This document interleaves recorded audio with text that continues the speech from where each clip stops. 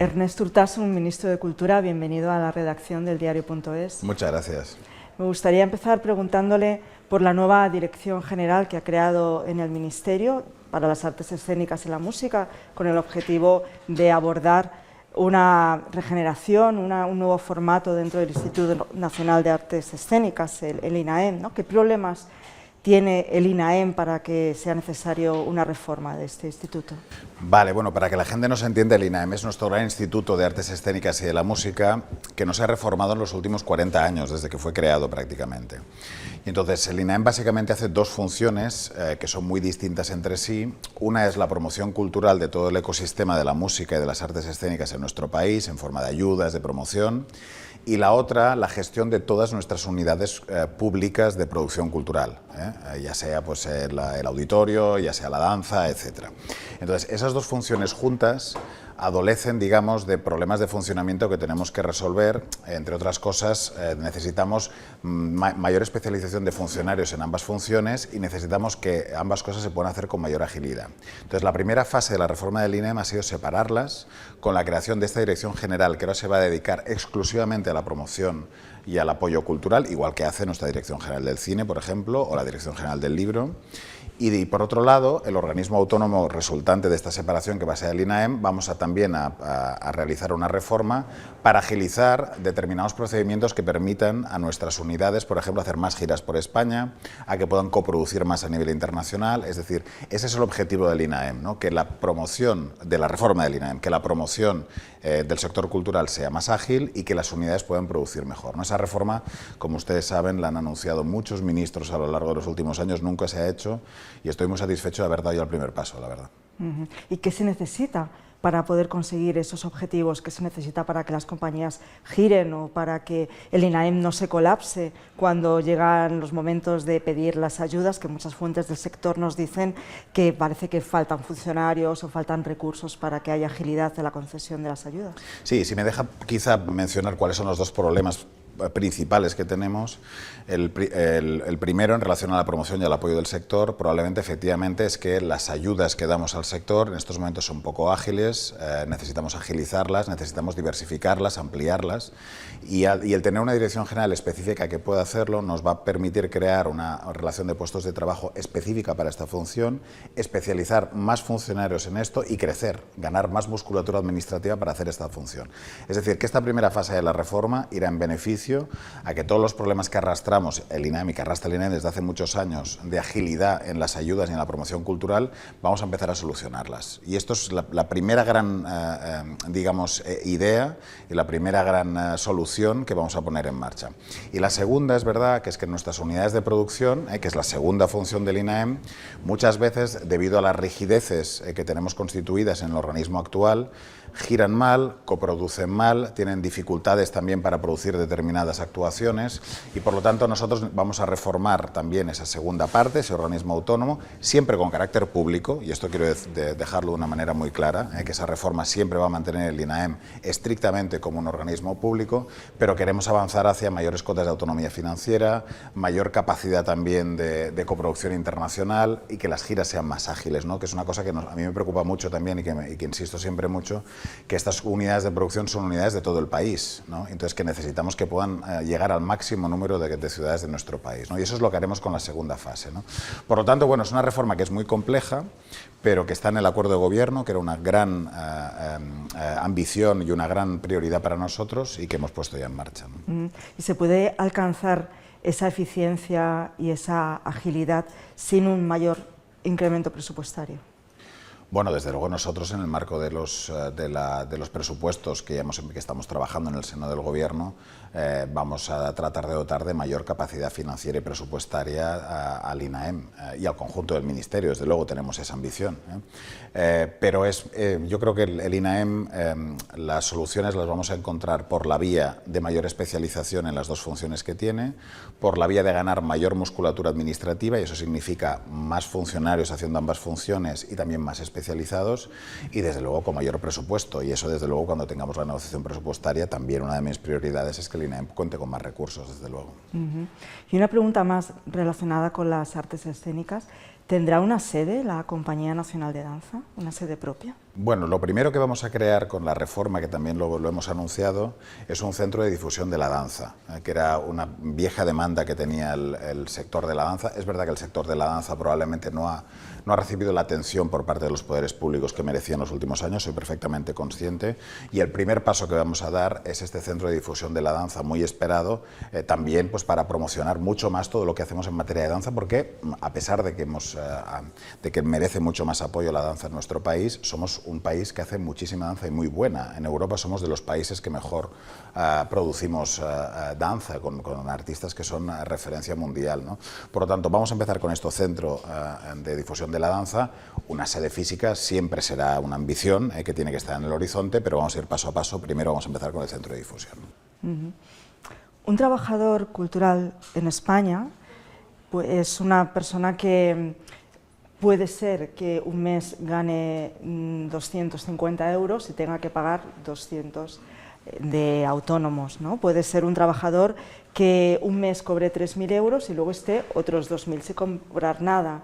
O puede ser que trabaje el verano y luego se pase el invierno en casa, ¿no? Tiene unas circunstancias laborales duras, difíciles y muy inestables. ¿Qué puede hacer un ministro de Cultura para mejorar las condiciones de un trabajador cultural? Mire, uno de mis grandes objetivos es que la cultura deje de estar asociada a la precariedad laboral. Ese es uno de mis grandes objetivos en este mandato, y eso significa seguir desplegando con toda la fuerza el marco del Estatuto del Artista para mejorar las condiciones de trabajo de nuestros artistas. El empleo en materia cultural en España ha evolucionado mucho y muy bien en los últimos años. De hecho, este año, 2024, hemos hecho récord de empleo cultural en nuestro país. Estamos en 773.000 personas que trabajan en el sector de la cultura en nuestro país, que es un aumento del más del 6% en relación al año anterior. Es decir, que tenemos un sector cultural que no para de crear empleo y que cada vez es más importante en la actividad económica de nuestro país. Ahora bien, el segundo reto es que esa actividad económica se haga y esos puestos de trabajo sean lo más dignos posibles. Por lo tanto, uno de mis grandes objetivos es que la cultura deje de estar asociada a la precariedad. ¿Qué estamos haciendo? En relación a la pregunta que me hacía, ya hemos adoptado una primera gran medida en materia del Estatuto del Artista, que ha sido la aprobación del IRPF para las rentas irregulares, que es precisamente lo que usted ahora me preguntaba, ¿no? ¿Qué es lo que ocurre? Bueno, muchos trabajadores del mundo de la cultura tienen sus ingresos concentrados en 2 meses al año, después están varios meses sin trabajar y luego tienen 2 meses más ingresos. Bueno, la estructura que nosotros teníamos del IRPF no tenía en cuenta esta intermitencia. Y la verdad que fue uno de los grandes éxitos de la reforma fiscal anterior, a finales del año pasado, adaptar ese IRPF a la intermitencia de los trabajadores culturales. Y eso ahora ya está aquí, ya tenemos un IRPF a partir de esa reforma que va a tener en cuenta estas características, lo cual, in fine, lo que va a provocar es que los trabajadores de la cultura tengan que afrontar un menor volumen de IRPF porque se tendrá en cuenta su intermitencia, básicamente. Estamos trabajando ahora también en una cuota específica para los autónomos culturales. Esto lo tenemos con algunas enmiendas introducidas en la Ley de Derechos de la creación de la Oficina de Derechos de Autor, que tenemos ya metida en el Congreso, y queremos trabajar para una cuota para los autónomos culturales específica y reducida, que también ayudaría, porque hay muchos autónomos culturales que ganan pocos recursos y que tienen que afrontar una cuota a la Seguridad Social que es excesivamente elevada. También estamos trabajando en esta cuestión. Y el Ministerio de Trabajo está en estos momentos ultimando un Real Decreto que también va a ser una pequeña reforma laboral específica para el sector de la cultura, para mejorar algunos aspectos que son imprescindibles, por ejemplo, la regulación del trabajo para menores de 16 años, que es una cuestión que está pendiente en nuestro país, o también, por ejemplo, toda la cuestión de los protocolos de acoso dentro del mundo de la cultura, que es una cosa que en las relaciones laborales es muy, muy importante resolver. Por lo tanto, todas estas cuestiones son una auténtica prioridad para mi ministerio y tenemos ya algunos avances, creo, en esta legislatura notables, pero hay que hacer mucho más. Precisamente una de sus novedades a incorporar en el Estatuto del Artista que viene de antiguo también, ¿no? Y que es un conjunto de medidas muy variadas, tanto laborales como fiscales, es introducir estas otras que tienen que ver con el ámbito laboral, pero no son estrictamente, ¿no?, como acaba de mencionar, por ejemplo, pues en los temas de posibles abusos sexuales o acoso en el entorno de trabajo, ¿no? Además de los protocolos, ¿qué más puede hacer un Ministerio de Cultura? ¿Hay algo más? Porque en los medios de comunicación se están visibilizando muchos casos de violencias sexuales ocultas durante mucho tiempo, ¿no?, en el mundo cultural, que se habían normalizado, ¿no? Y ahora estamos entendiendo que se tienen que denunciar, que se tienen que visibilizar. Hay oficinas propias, ¿no?, de nueva creación, en las que el Ministerio también ha participado. ¿Hasta ahí acaba, digamos, el ámbito de acción del Ministerio, o a futuro se pueden hacer más cosas? Hay que hacer muchas cosas. Esta fue una prioridad para mí desde el primer minuto, ¿no?, el que las mujeres del sector de la cultura tuvieran un ambiente laboral seguro. Esto era para mí fundamental. Y una de las primeras cosas que pusimos en marcha, efectivamente, fue la creación de una oficina específica para el mundo de la cultura, de atención a mujeres que sufrieran acoso o abusos sexuales, ¿no? Esta oficina la hemos constituido con la Academia del Cine, con la Academia de las Artes Escénicas y de las Bellas Artes, y ya es una realidad. Ese teléfono de asistencia y ese correo electrónico ya están a disposición. Lo gestiona además un despacho especializado en esta materia, que hace un tratamiento de los datos anónimos y que es como un primer paso donde pueden dirigirse las mujeres que han sufrido algún tipo de acoso o de abuso. Y le puedo decir, no puedo desvelar datos porque son confidenciales, que ya ha recibido esta unidad bastantes denuncias, por lo tanto esto ya está en marcha, y básicamente también lo digo para que se dé a conocer y que todas las mujeres y personas que nos están escuchando sepan que esto existe, que hay un primer teléfono donde damos asesoramiento, básicamente. Asesoramos a las mujeres en los pasos que ellas quieran dar, si es denunciar, si es asesoramiento psicológico, es decir, puede haber casuísticas muy distintas, y esta unidad ya está funcionando. Y la verdad que es una de las cosas más importantes que teníamos que hacer y ya la tenemos hecha. ¿Con esto terminamos? No, tenemos que hacer mucho más, y de hecho tenemos un plan de igualdad. Hemos puesto en marcha el primer plan de igualdad específico para el mundo de la cultura, en el cual también estamos abordando otras cuestiones importantes, como son la brecha salarial, por ejemplo, como son las discriminaciones que puede haber también en determinados ámbitos de la cultura.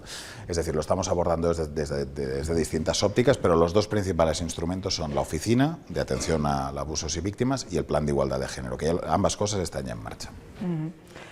Otro tema clave dentro de su ministerio es la descolonización de los museos españoles, que es un tema que en la primera etapa como ministro le costó abordar. Parecía un tema incluso radiactivo. Esto es así, ha sido difícil poder explicar qué quiere decir descolonizar un museo en el siglo XXI. Más que difícil, yo creo que cuando abrí este debate, que por otra parte permítame que le diga que es un debate que está abierto en todos los países de la Unión Europea y del mundo en general, solo hay que asistí hace poco a la Bienal de Arte en Venecia. La mayoría de pabellones de los distintos países trataban la cuestión de colonial, y de hecho el pabellón ganador, que fue el pabellón australiano, iba específicamente sobre la cuestión colonial. Por cierto, también el nuestro, el español, y no fue un encargo mío, fue una cosa que venía de antes de que yo llegara, ¿no? Más que un debate difícil, me parece que hubo una reacción muy virulenta por parte de la derecha a no querer asumir determinados debates. La derecha española, si algo le caracteriza, es por tener siempre un atraso histórico en todos los debates fundamentales que hay en Europa, y una vez más no podía faltar a la cita. Llega tarde a este debate, pero este es un debate que está ampliamente desarrollado en la Unión Europea. ¿De qué se trata? Que es importante explicarlo. Se trata de que la museografía muchas veces ha quedado anticuada y no ha incorporado determinadas miradas que hoy en día son perfectamente normales, ¿no? Miradas sobre la igualdad, miradas sobre la historia, miradas sobre cómo debe interpretarse, digamos, una determinada exposición. ¿Y qué es lo que estamos haciendo básicamente? Lo digo para también aterrizar este debate. Pues actualizando las museografías de algunos museos nacionales que hacía, por ejemplo, en el caso del Museo de América, más de 40 años que no se actualizaban. Creo que la última museografía del Museo de América es de los años 90, ¿no? Entonces, es evidente que las miradas sobre el arte deben incorporar nuevas miradas y también la mirada decolonial, ¿no? Y eso es lo que estamos haciendo. Yo creo que fue un debate que la derecha nos atacó mucho por abrirlo, pero creo que es un debate que a lo largo de estos meses hemos ido sin duda ganando y se ha ido normalizando como una cuestión obvia que hay que afrontar igual que hacen el resto de países. Precisamente esta semana se ha dado un paso más en los diferentes planes para abordar con nuevas miradas nuestros museos. Ha tenido que ver con un acuerdo para retirar de la exposición pública los restos humanos que ya se inició en el Museo Nacional de Antropología y ahora también se está continuando en el Museo Arqueológico y se va a realizar también en el resto de museos nacionales, ¿no? Precisamente había un objeto en concreto que es una momia canaria, ¿no? Que es la que se ha retirado esta semana de la exposición pública, pero es una momia que viene siendo reclamada desde Canarias desde hace al menos 5 décadas. Se va a atender a la reclamación de Canarias para que ahora que se ha retirado de la exposición pública lo tengan allí, en la Comunidad Canaria. Bueno, sobre esta cuestión entra en el marco del trabajo que estamos realizando, digamos, para junto con los directores de nuestros grandes museos, que son excelentes profesionales y que, por cierto, son ellos los que lideran todas estas cuestiones de las nuevas museografías y la adaptación de nuestros museos. Lo que estamos haciendo es modernizando los museos y llevándolos al siglo XXI gracias a nuestros grandes directores, ¿no? Y una cuestión es la museografía. La otra, que se enmarca también dentro de estas cuestiones, es que nosotros no cumplíamos, nuestros grandes museos no cumplían las directrices que marca el ICOM en materia de exposición de restos humanos, ¿no? Hay unas directrices internacionales que dicen básicamente dos cosas. La primera, que los restos humanos solo deben exponerse en caso de que sea imprescindible para una determinada colección y exposición, para que el público pueda entender una determinada exposición. Y en segundo lugar, que si se hace, deben hacerse con determinados criterios éticos y de respeto, porque estamos hablando pues, de los restos de un ser humano, ¿no? Como no cumplíamos esos criterios que nos marca el ICOM, ¿qué es lo que hemos decidido? Retirar los restos humanos de nuestros grandes museos. Son miles de elementos, es decir, estamos hablando de un volumen muy importante y ahora pues vamos a ver caso por caso. Alguno de ellos puede volverse a museizar si cumple estos dos criterios que nos marca el ICOM y otros quizá no, ya lo veremos. Pero es un debate que va mucho más allá del caso concreto de la momia Guanche. Estamos hablando de que hay miles de restos humanos en nuestros museos que deben ser expuestos, en el caso de que así sea, de una determinada manera siguiendo los estándares internacionales. Eso es lo que estamos haciendo. Y en relación con la momia Guanche, hay una reclamación histórica por parte de Canarias que conozco perfectamente y sobre la que he podido discutir con el gobierno canario y de momento no tenemos ninguna decisión tomada. Hay otra reclamación en curso. Mencionaba el Museo de América que, según cuentan los expertos, necesita una nueva mirada muy en profundidad porque es un museo muy eurocéntrico, muy con una mirada blanca, ¿no? Una mirada colonial muy fuerte, ¿no? Y es una alegría que hay un grupo de expertos trabajando en esto y se espera que haya pues, una nueva museografía en el Museo de América que contiene el tesoro de los Quimbayas, entre muchísimas otras obras y restos arqueológicos. Colombia ha criticado al gobierno español por no haber dado una respuesta a una reclamación concreta que tienen ellos desde hace años al respecto de este tesoro, que es un conjunto de muchas piezas de oro, ¿no? ¿Ha respondido ya el ministro de Cultura colombiano a las cartas que le ha ido enviando con su petición de devolución del tesoro de los Quimbaya? Sí, sobre el Museo de América fue una de las primeras medidas que tomé en su día, y me gusta siempre recordarlo, que es que una de las primeras cosas que tuvimos que hacer, que hizo el director actual, que hace una grandísima labor, fue cambiar toda una serie de cartelas que contenían descripciones abiertamente despectivas y racistas con lo que se estaba allí mostrando, ¿no? Y una primera decisión rápida que tuvimos que tomar fue la sustitución de algunas cartelas que no eran aceptables en ese museo en el año 2025. Eso fue una primera intervención, si me lo permite, un poco más de emergencia y puntual que había que hacer, y ahora es verdad que estamos trabajando en una nueva museografía, e insisto, quiero agradecerle mucho al director del museo su labor, porque además todas estas cosas, insisto, las lideran los técnicos y los museos, no dirigimos políticamente cómo debe ser la museografía, esto lo hacen los técnicos y los directores, como es lógico, ¿no? Pero evidentemente adaptándolos a lo que debe ser un museo en España en el siglo XXI, en el año 2025. Y en relación al Tesoro Quimbaya, conozco perfectamente la reclamación colombiana. De hecho, con el ministro Correa tuve la ocasión de discutirlo muchas veces. Más allá de la cuestión de las cartas que usted se refería, yo me he reunido con el ministro Correa, hemos podido discutir esta cuestión. Ahora lo que le puedo decir es que hay una nueva ministra de Cultura en Colombia que acaba de ser nombrada por el presidente Petro, y, en fin, pues cuando tenga ocasión de verme con ella, pues seguramente me querrá que mencionemos este tema, y pues veremos exactamente cuál es ahora la posición colombiana, y veremos exactamente lo que ellos desean, pero de cualquier caso yo conozco perfectamente su posición. Lo que sí puedo decir, y esto es importante, es que nosotros queremos mantener las mejores relaciones con Colombia, y que tenemos grandes proyectos culturales compartidos, y sin ir más lejos, vamos a ser país invitado en la Filbo este año en Bogotá, en la grandísima Feria del Libro colombiana. España va a ser país invitado, y voy a estar en Bogotá en la Filbo, en ese grandísimo proyecto cultural compartido. Es decir, que más allá de la cuestión del Tesoro Quimbaya y de la reclamación colombiana, nuestras relaciones de cooperación cultural son excelentes. España entonces puede cambiar su posición con respecto a qué hacer con este tesoro, es decir, sigue abierto el debate dentro del gobierno español para aceptar la reclamación de Colombia. Sobre esto de momento no tenemos ninguna noticia que avanzar. El día que lo hubiera, pues ya lo comentaremos. Otro frente abierto, en este caso legislativo, es la ley del cine, que también viene de lejos.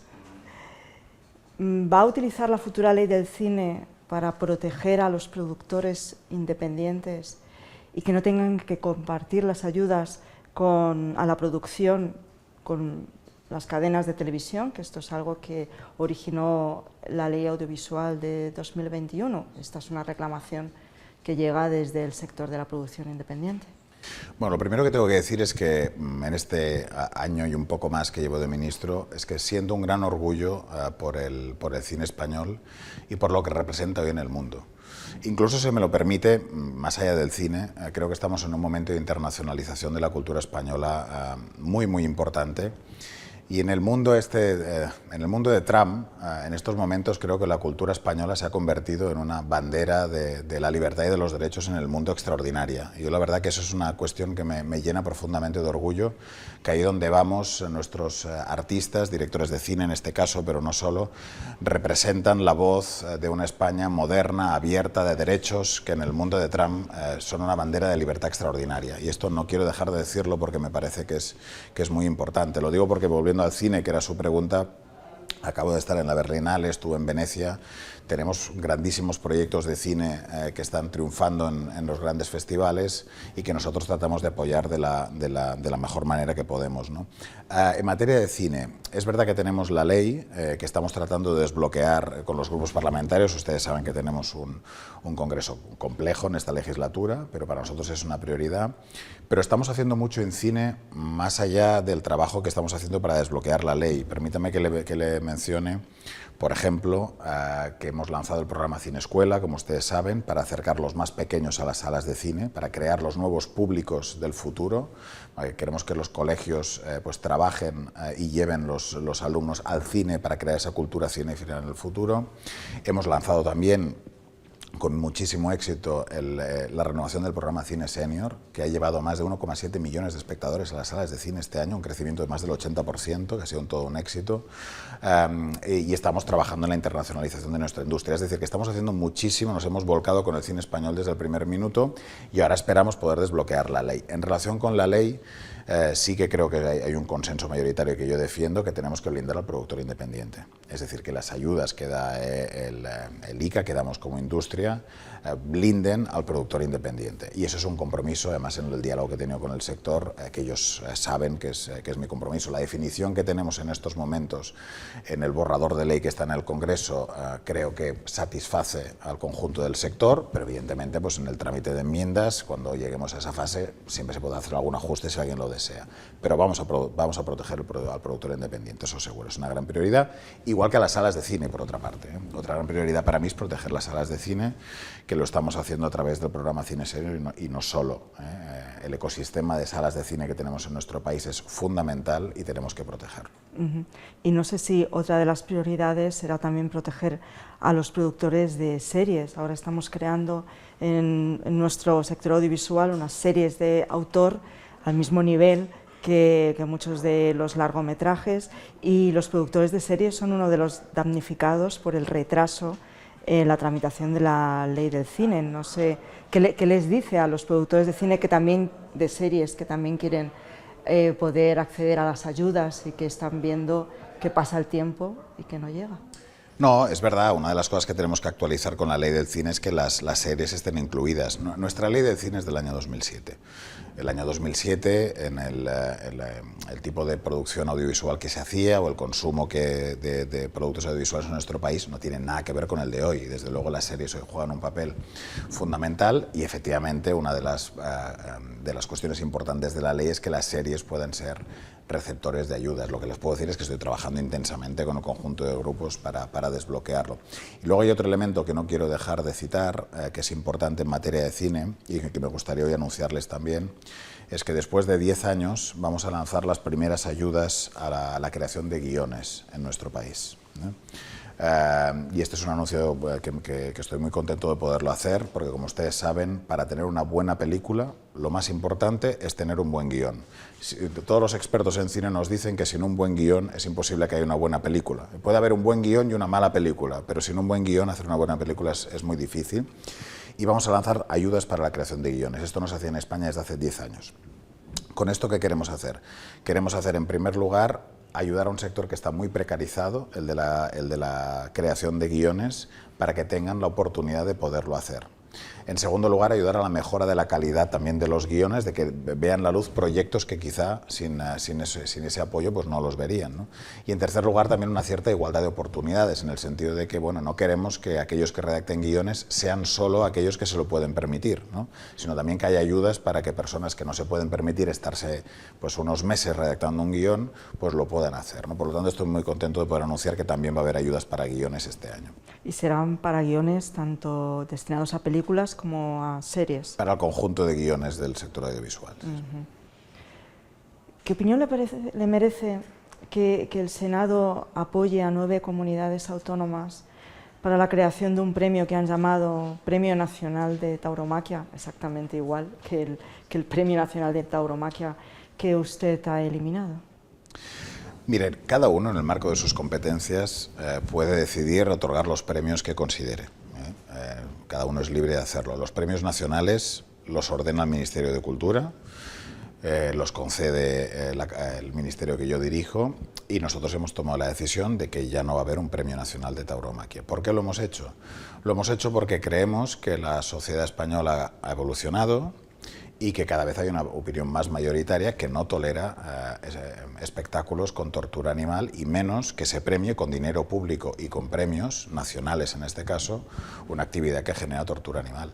Y por lo tanto, una cuestión que yo tuve clara desde el primer momento es que mientras yo fuera ministro de Cultura no habría subvenciones a la tortura animal desde mi ministerio y no se premiaría a este tipo de actividades. Y es lo que he hecho en base a mis convicciones y en base a lo que creo que es un sentimiento mayoritario de la sociedad española.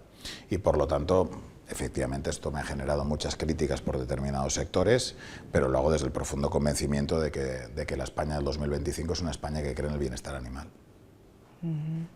Hace un mes retiró el Real Decreto Ley que otorgaba una compensación a los creadores por el uso de sus obras para entrenar a modelos de inteligencia artificial, ¿no? ¿Qué había mal en ese decreto? Mire, mi preocupación con esta cuestión de la inteligencia artificial y la cultura, bueno, más que una preocupación es ver de qué manera lo podemos abordar en las mejores condiciones. Es sobre todo que en estos momentos tenemos modelos de lenguaje que están siendo entrenados, o los modelos de lenguaje son los modelos de inteligencia artificial, están siendo entrenados con obras que están protegidas por derechos de autor, de las grandes corporaciones tecnológicas que desarrollan modelos de lenguaje privados usan obras protegidas por derechos de autor para entrenar sus modelos de lenguaje. Y eso preocupa mucho a nuestro sector, evidentemente, porque son obras protegidas y por lo tanto hay que buscarles una solución.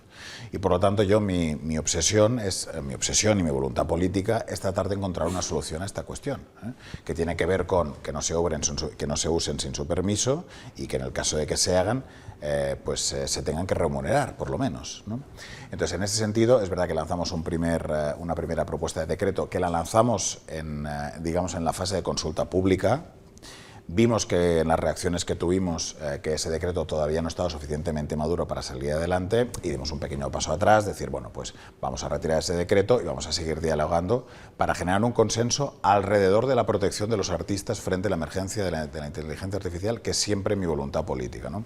A partir de aquí ahora hemos lanzado un proceso de consultas y de diálogo para terminar de crear un consenso alrededor de esta cuestión. Aquí quiero decir que no le extraña a nadie que hayamos presentado un decreto y le hayamos tenido que retirar, porque en materia de regulación de la inteligencia artificial estamos en terreno desconocido. Es decir, ningún país de la Unión Europea tiene todavía la varita mágica para saber cómo afrontar esta cuestión. Es decir, que estamos de alguna manera todavía en el campo de prueba y error, ¿no? Y de buscar los consensos suficientes, ¿no? Porque es una tecnología que avanza muy rápido, que produce cambios muy rápidos, ¿no? Por lo tanto, bueno, nos hemos dado un tiempo más para generar este consenso, pero yo el mensaje que quiero lanzar de una manera muy clara es que nosotros trabajamos para proteger a los artistas y a los creadores de nuestro país, y esa es nuestra voluntad. ¿Y habría una intención de poder crear un sistema de remuneración individual y que cada artista, cada autor decida si quiere consentir o no? Nosotros habíamos en el borrador de decreto, que fue una de las cuestiones que se discutió mucho, habíamos establecido un sistema de opt-out, y es verdad que muchos creadores prefieren un sistema de opt-in. Esto es un poco técnico, pero bueno, las personas que siguen el debate lo entenderán. El problema es que la legislación europea no nos permite crear un sistema de opt-in, solo nos permite crear un sistema de opt-out, que básicamente significa, para que la gente nos entienda, que un creador puede salirse de una licencia colectiva otorgada si no desea que su obra sea utilizada. Y es verdad que muchos autores prefieren un sistema de opt-in, pero la legislación europea no nos lo permite. ¿Qué es lo que estamos haciendo? Bueno, estamos viendo los márgenes y sobre todo lo que quiero hacer con esta cuestión es lanzar un gran debate en el marco de la Unión Europea. De hecho, ya he tenido la ocasión de reunirme con el nuevo comisario de Cultura para trabajar específicamente esta cuestión. Tengo intención de proponer en el seno del Consejo de Cultura de la Unión Europea que abordemos esta cuestión, porque creo que también, más allá de las soluciones que podamos ir tomando los Estados miembros, necesitamos una gran respuesta europea a esta cuestión. Yo estaba en el Parlamento Europeo cuando se negoció el reglamento de inteligencia artificial. Yo peleé para que los derechos de autor estuvieran incluidos, pero el problema que tenemos es que no logramos mayorías suficientes para que eso estuviera muy desarrollado. Hay una pequeña referencia en un artículo del reglamento de inteligencia artificial muy escueta que no nos resuelve la cuestión. Entonces sí, habrá que pedirle a la Comisión Europea que tome nuevas medidas para una solución que también tiene que ser europea, porque en algunos casos como este, el marco regulatorio europeo no nos permite abrir determinadas vías. Por lo tanto, esa parte también es importante. Y una última pregunta, y antes de terminar con la entrevista. Yo sé que a usted le gusta mucho la música. Sí. Hay un dicho en el sector de la industria de la música que es música negra, negocio blanco, ¿no? La Academia Catalana de la Música creó hace ya cierto tiempo una mesa de trabajo integrada por personas racializadas para visibilizar la diversidad cultural, pero esto es una iniciativa extraña, ¿no? Hay pocas como esta. ¿Qué puede hacer un ministro de Cultura, qué puede hacer este gobierno para que la industria, no solo la industria musical, la industria cultural en general, pueda incorporar a las personas racializadas en sus estructuras? ¿Hay algo ahí, algún margen, algunas políticas? Esto que usted dice de la música negra, negocio blanco, tiene usted toda la razón. Me gusta mucho la música, es verdad, y durante un tiempo fui articulista de la revista Rock Deluxe.